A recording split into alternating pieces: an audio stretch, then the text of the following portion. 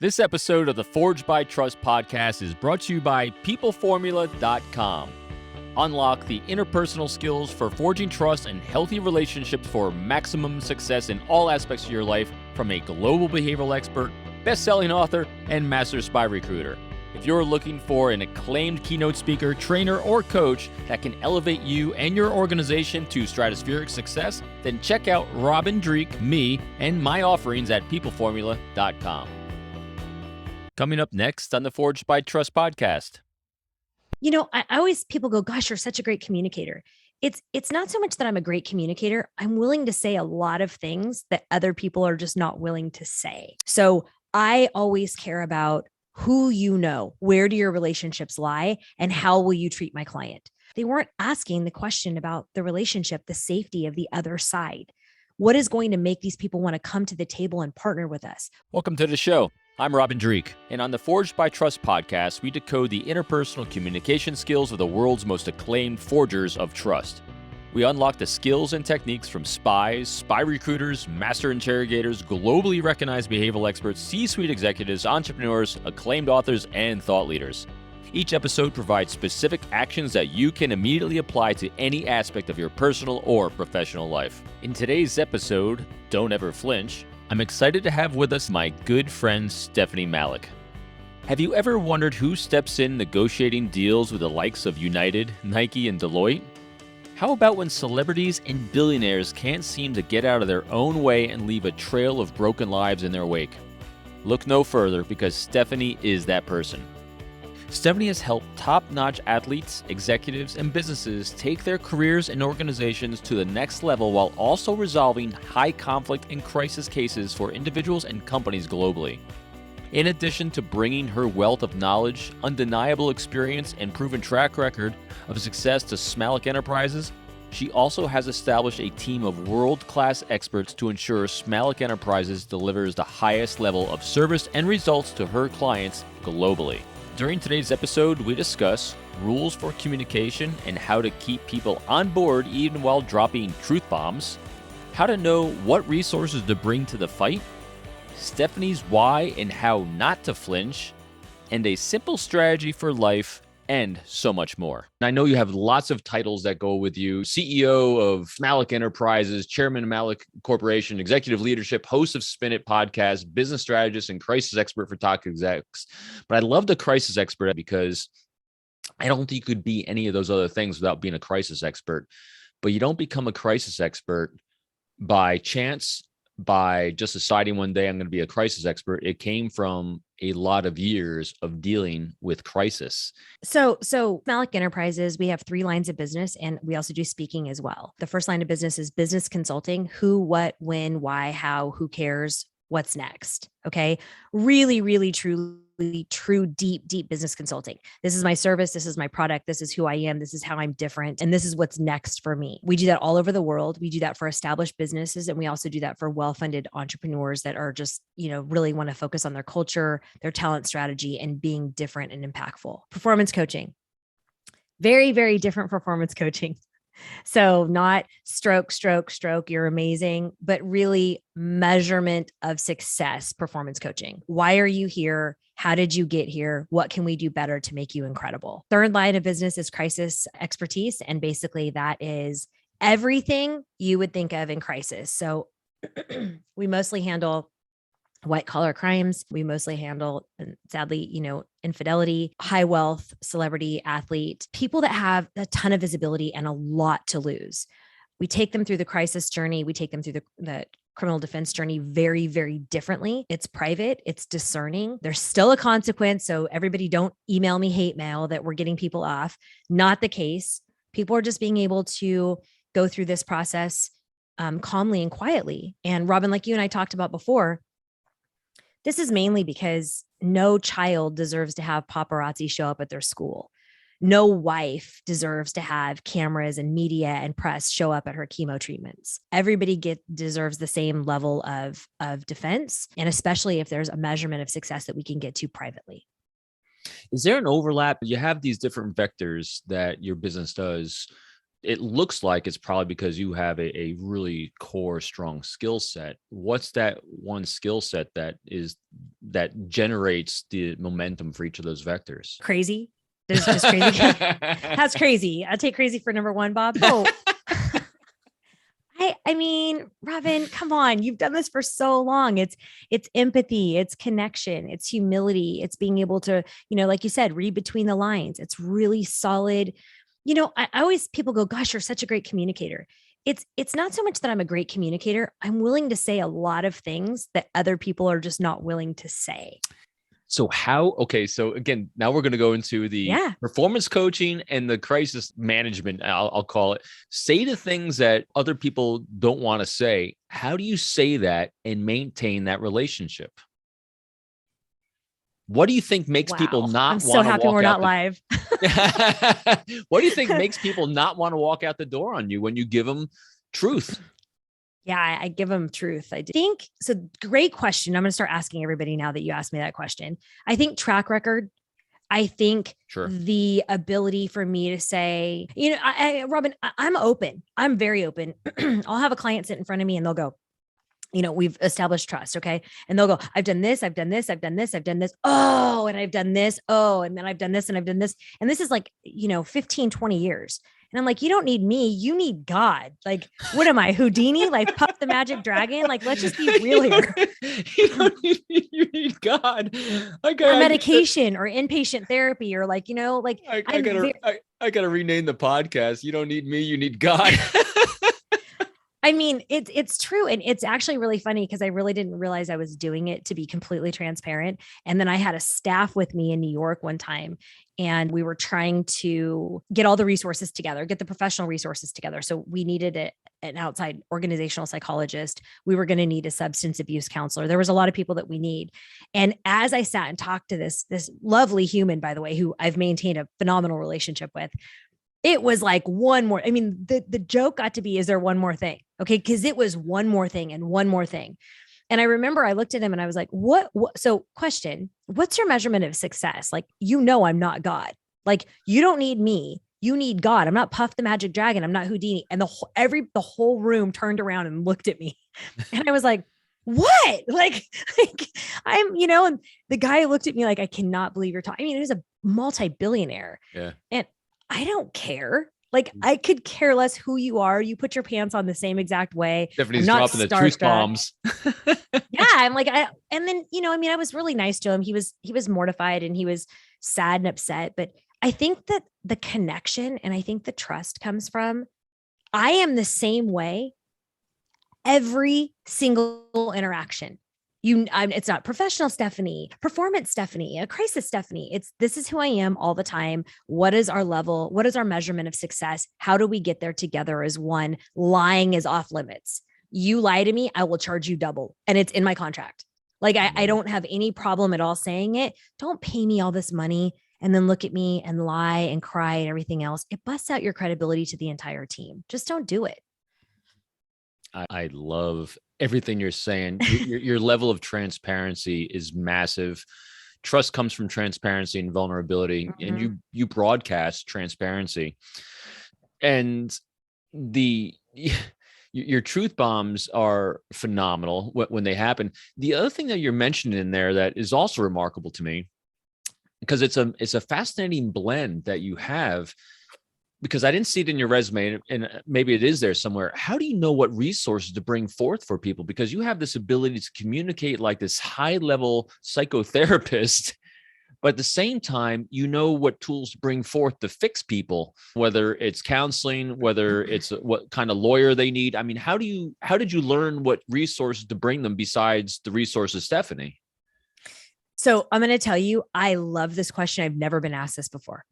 Never. So I love this question, and I'm going to tell you what my process is. I get very, very frustrated when people throw out at me a firm. Okay.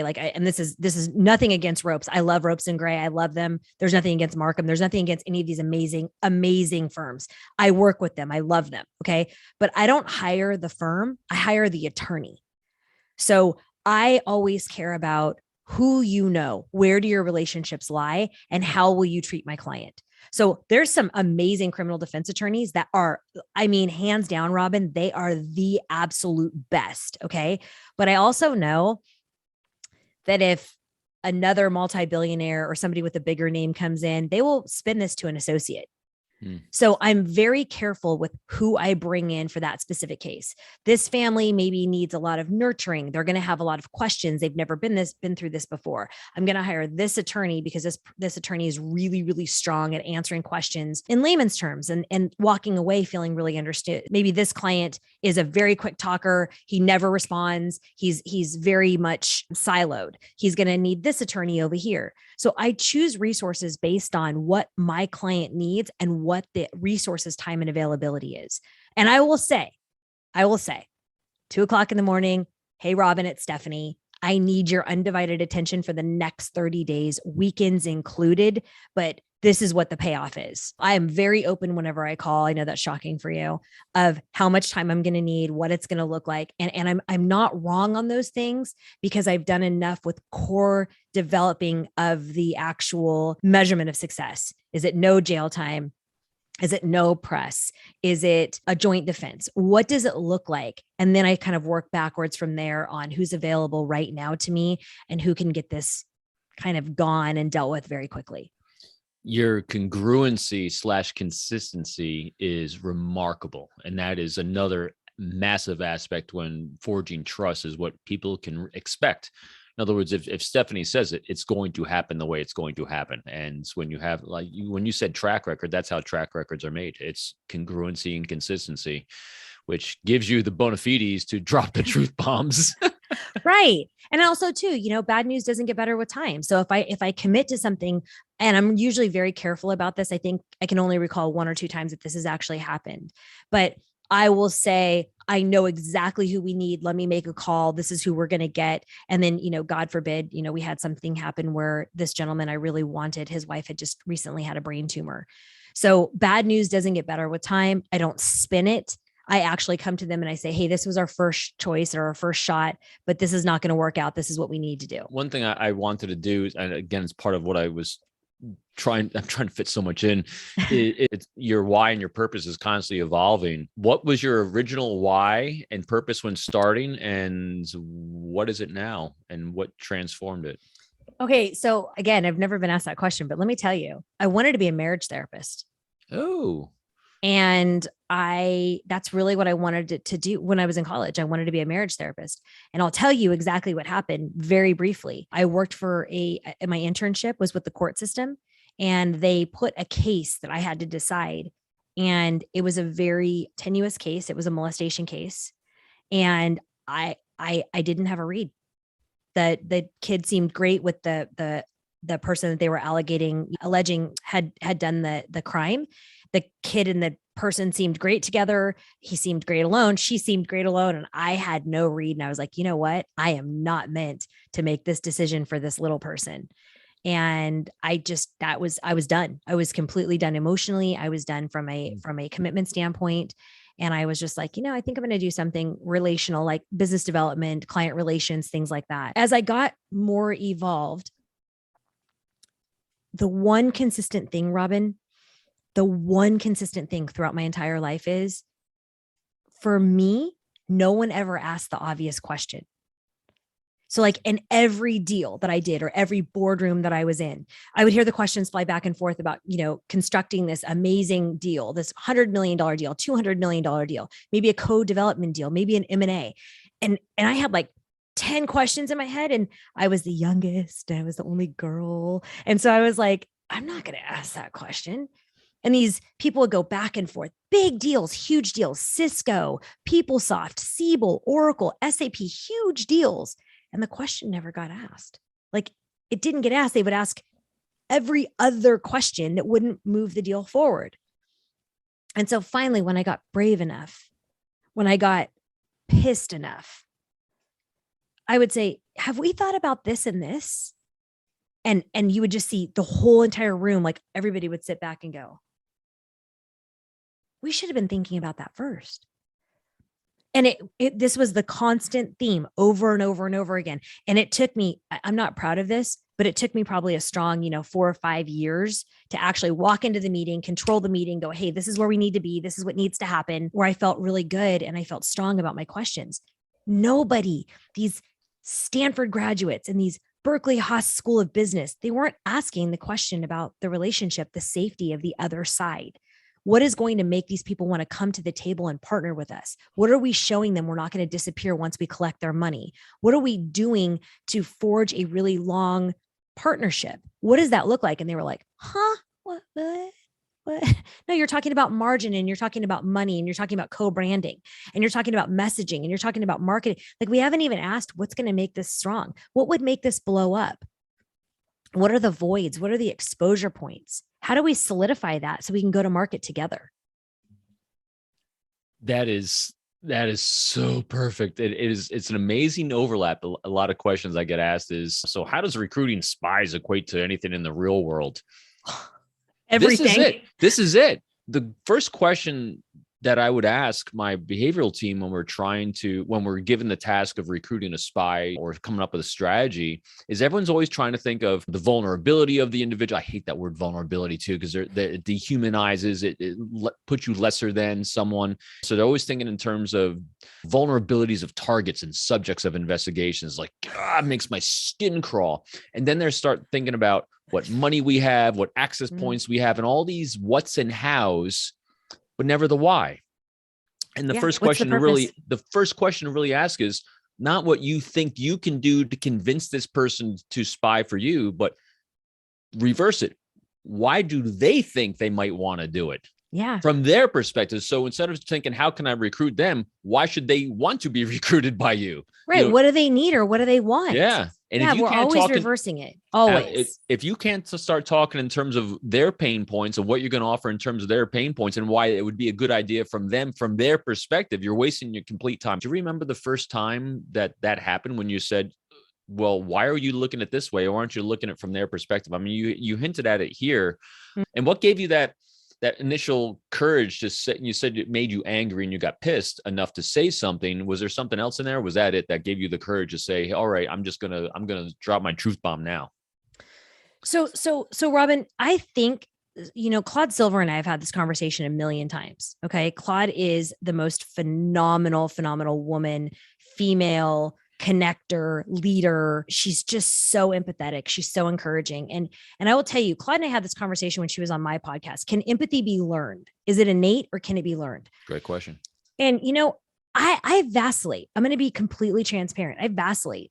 I've had empathy my entire life, whether I chose to act on it, whether I chose to tap into it, whether I chose not to blow it off or blow it over because it was self-serving for me at the time. But I mean, I have third grade remembering somebody not having food and giving them my entire lunch. I had fourth grade of seeing a bruise on a little boy's neck and wondering if he got hit too.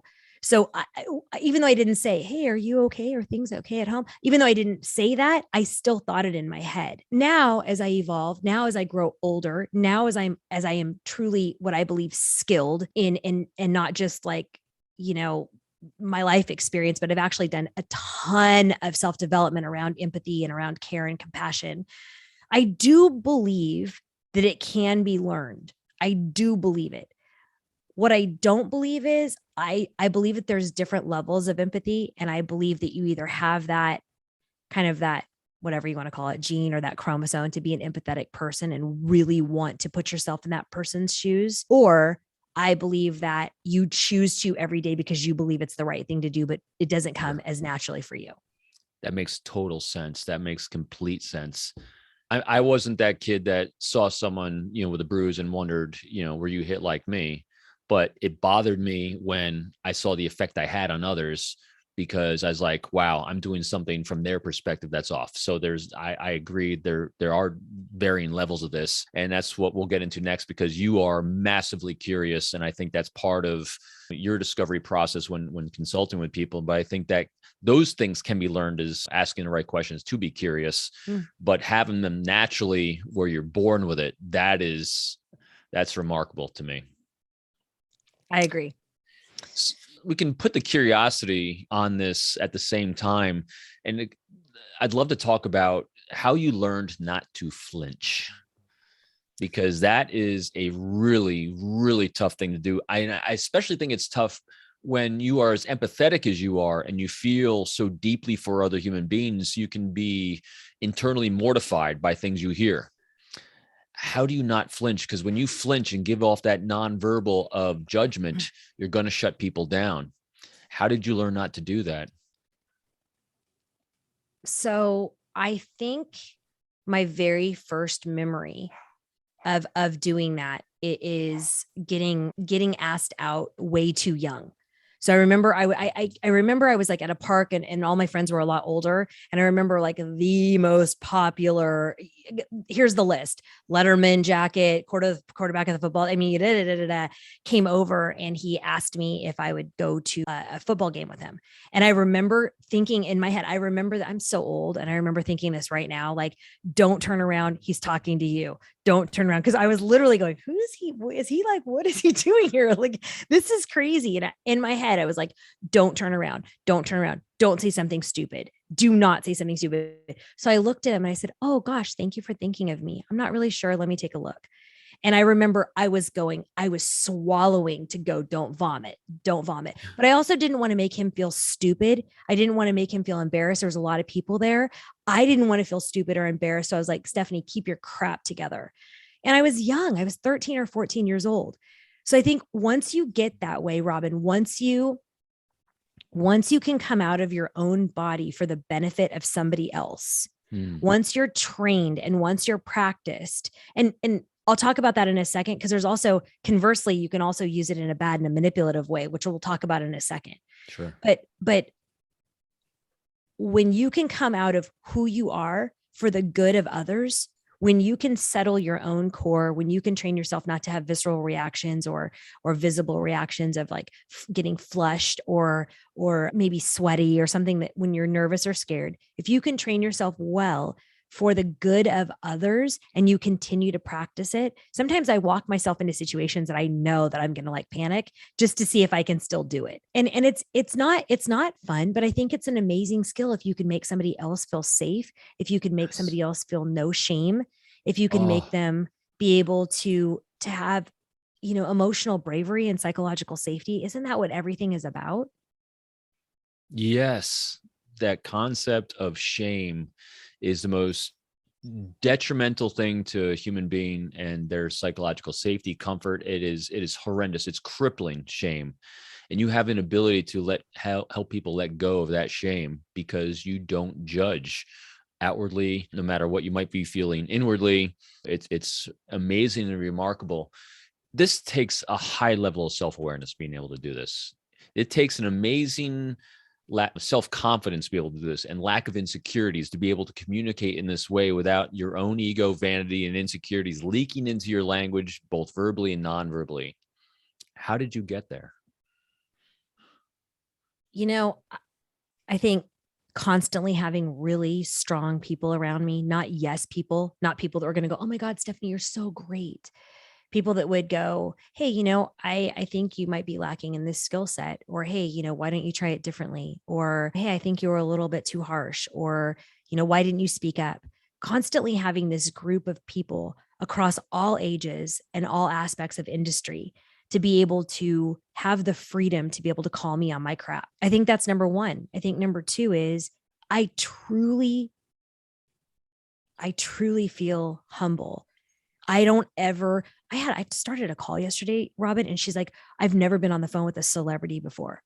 I panicked. I was like, wait, where's there a celebrity? Like I was like, what? I can't believe I panicked. I was like, no, I am the same as everyone else. Like, please do not say that. Like, it doesn't make me feel good. It doesn't make me feel safe. It doesn't make me feel comfortable.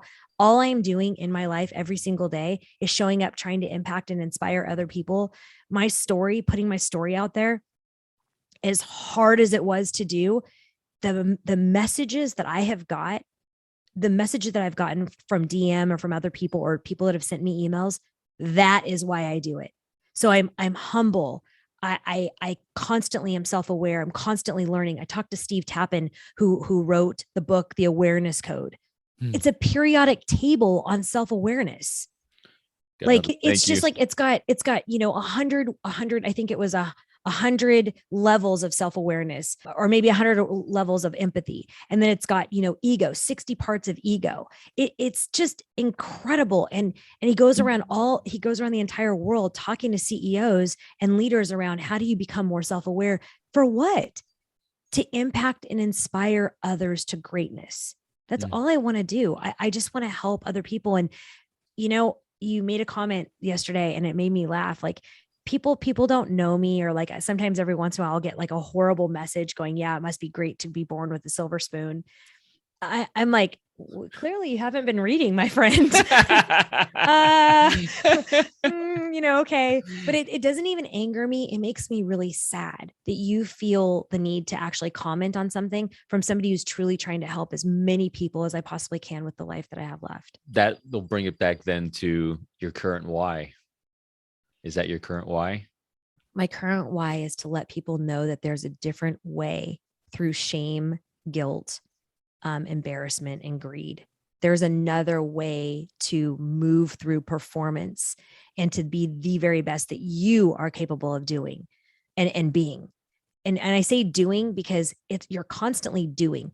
People go, oh, just sit there and be, but your brain is constantly going. What are you feeding it? What are you putting into your brain? And for me, I sit and I watch for hours and hours and hours, experts like yourself, experts like Mark Bowden, experts like people that have really, Chris Voss, who have done incredibly, incredibly amazing things around behavior.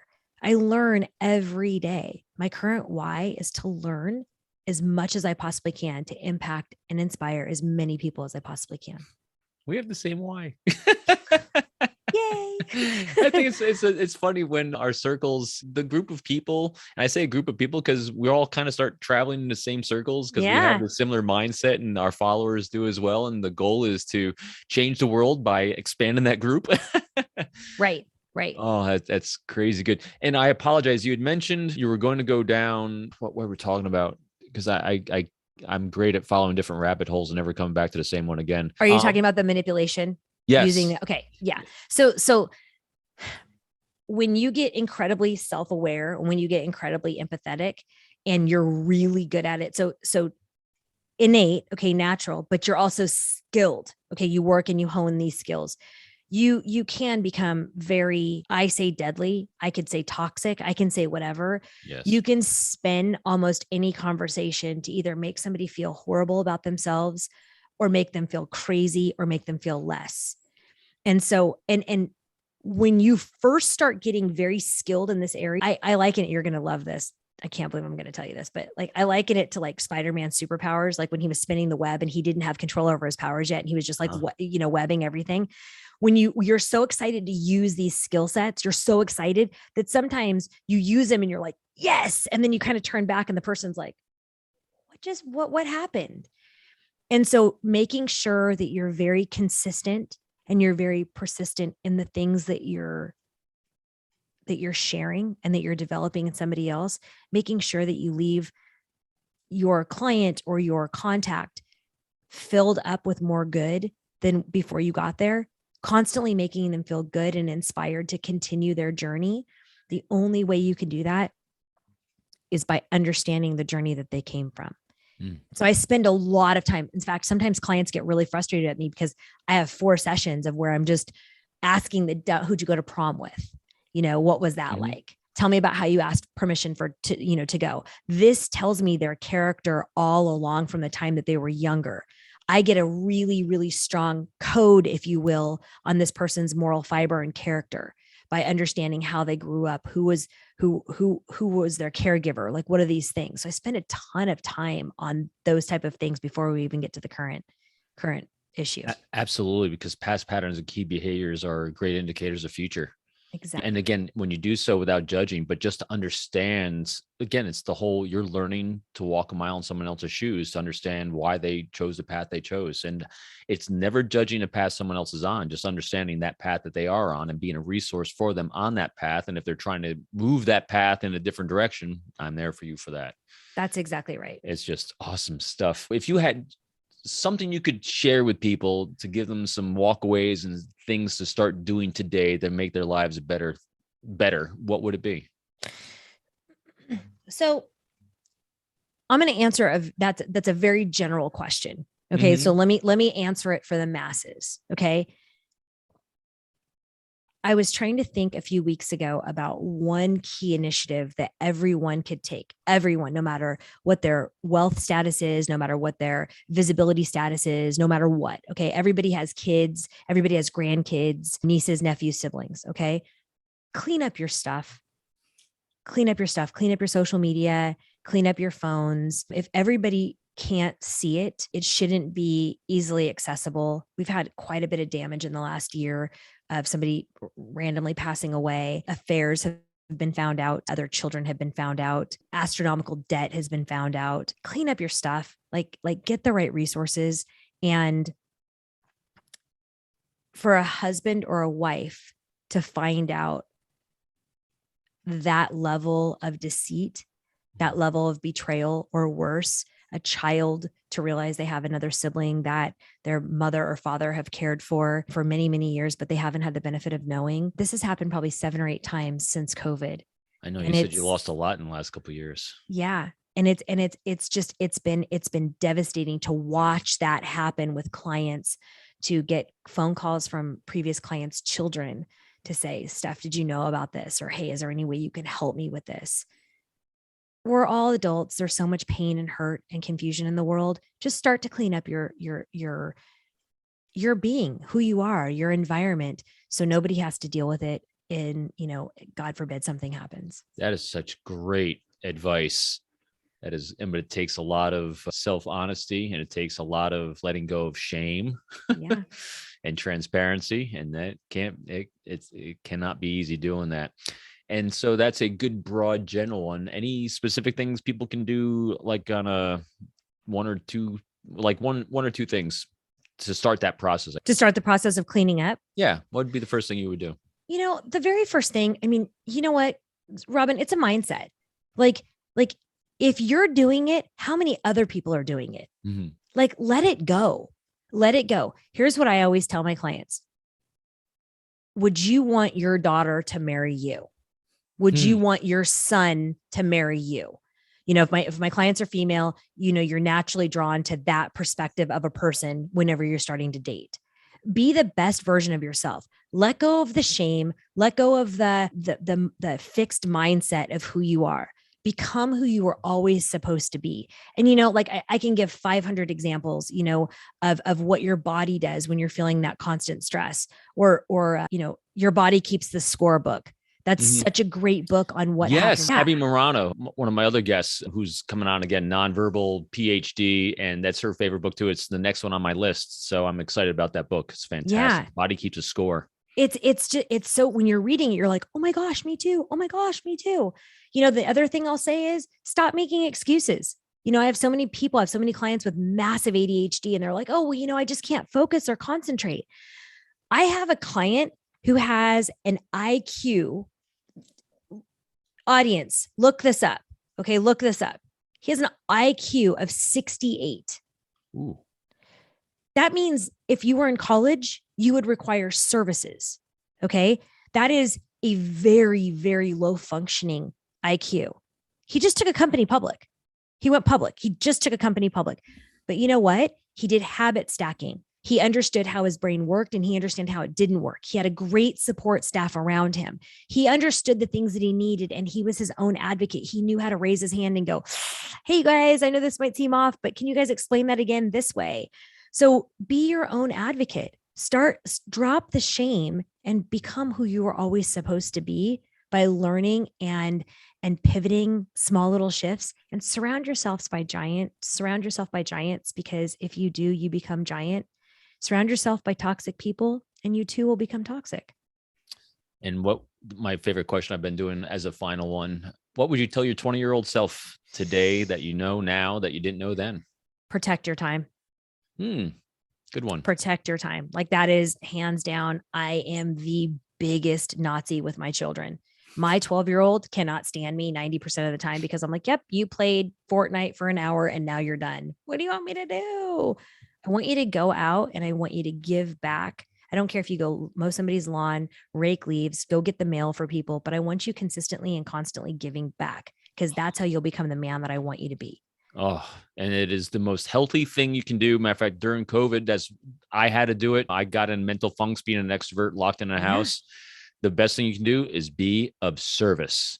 Our brains love being service and love creating, especially when we're creating for others. Stephynie, I want to thank you so much for spending so much time sharing so much intimacy about your journey. And how can it not inspire someone? I mean, it's so inspirational, and hopefully everyone took a lot of nuggets away from this, as I did. Stephynie, where can people go to find out more about you? Everything, Robin. I can't even tell you the social channels, honestly, because I don't even know. But everything's Stephynie Malik. Every Twitter, Instagram, LinkedIn, everything is Stephynie Malik, or stephaniemalik.com is the website. Awesome. And I'll put everything in the show notes, of course. Stephynie, thank you so much for being my friend, being on the show, and sharing your insights with everyone. Thank you so much for the invitation. It was so incredible. I love sharing time with you. Thank you. Thank you for tuning in to another episode of Forged by Trust. If you enjoyed the show, took away a few new tools, I hope you will leave a great review of the show to show your support. If you are interested in more information about how to forge your own trust building strategies, please visit my website at www.peopleformula.com. You can also follow me on my social media sites included in the show notes. I'm looking forward to sharing my next Forged by Trust episode with you soon.